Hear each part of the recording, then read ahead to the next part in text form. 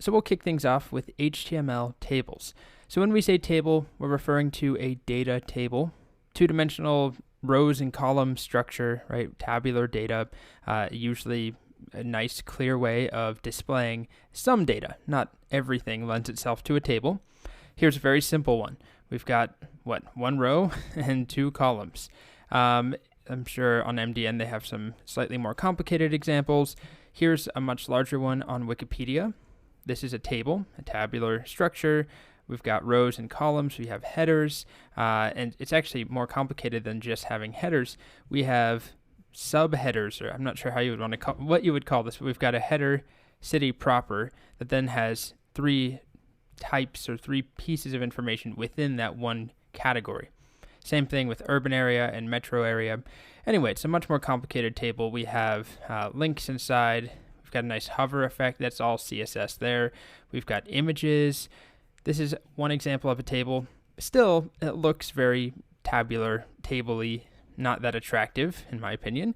But here's something that you might see. I was actually looking for a mattress recently, and I always try and find examples like this when I'm teaching. Here's an example of an actual table. This is, if we inspect, it's a table element to compare different mattresses on Casper in this case. And this is not an endorsement of Casper. I haven't gotten my mattress yet. I have no idea if it's any good or not. But anyway, you can see we have rows and columns. It's just been styled very differently, so it looks nicer, but it still is a table. And I can actually inspect and prove that. Here we are, table.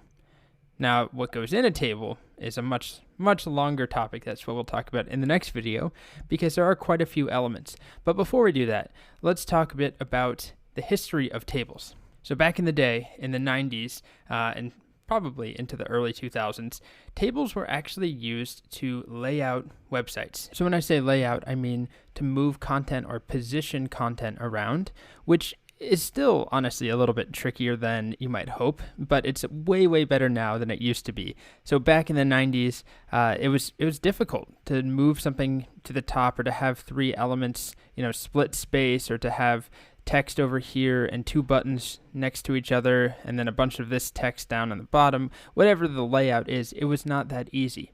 So tables were used, and there are a few examples of this still. This is the old Bob Dole 96 campaign website. I'm amazed some of these things are still up. And if you look at it, this right here, actually I think all of this might be a table. This is not a great use of a table anymore, and it's not something that you really should do. Tables should be reserved for tabular data, for rows and columns of information that you're trying to display in a tabular format, not just to lay out your content. But here we go. This whole thing is a table. Same thing with this lovely old Space Jam website. This whole thing right there, that is a table. And then within that table, we have a bunch of elements that we have yet to discuss, but developers like to use them back in the early days of web design, because you could make a bunch of cells and make them take up dead space in between. As you can see here, right, there are some empty cells and space in each cell. Each one has a width and a height, and it's very janky, but it did work and it still works. It's just not best practice these days. So these days we should use tables for things like this or this here, where we're actually showing information that lends itself to the tabular format.